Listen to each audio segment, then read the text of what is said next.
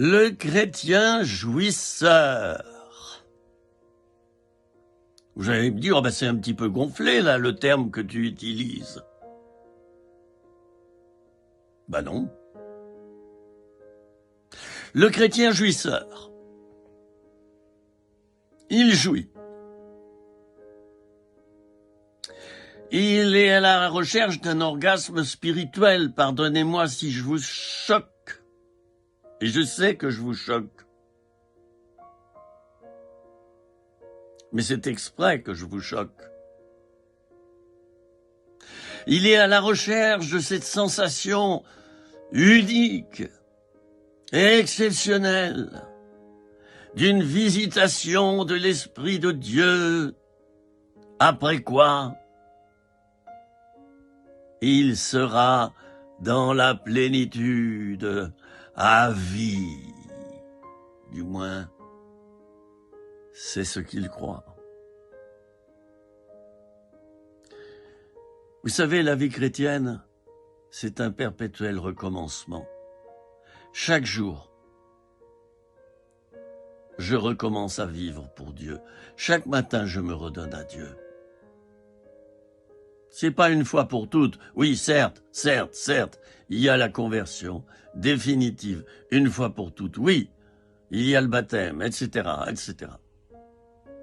Mais vous savez, on peut ne porter que le titre de chrétien. L'important, c'est que lundi, je sois chrétien.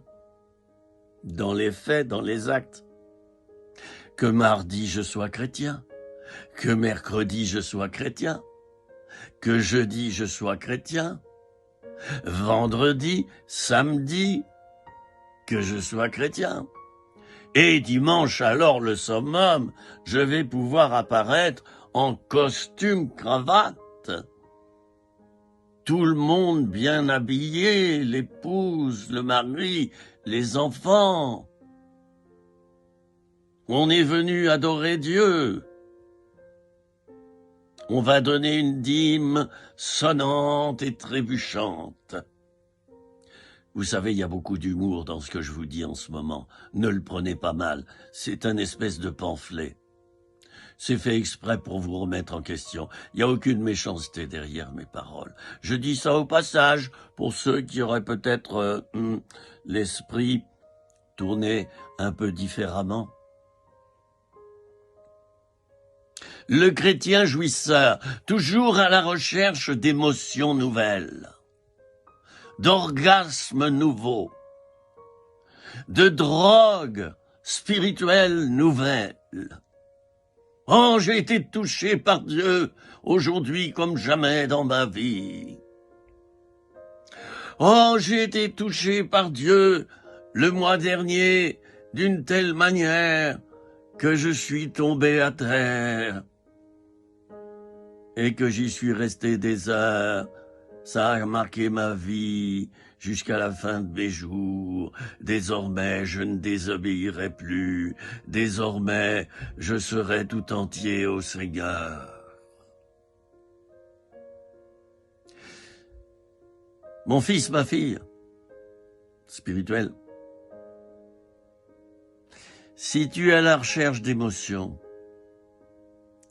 si ta foi, elle est liée uniquement à des expériences émotionnelles, tu n'iras pas très loin avec ça. Parce que le jour où la dèche va s'installer dans ta vie, le jour où tu vas perdre beaucoup de choses, le jour où une catastrophe va te surprendre, toi et ta famille, le jour où tu seras dans la douleur, dans les larmes, le jour où tout ira mal, tes émotions seront contraires. Et tout ton côté jouissif d'avant,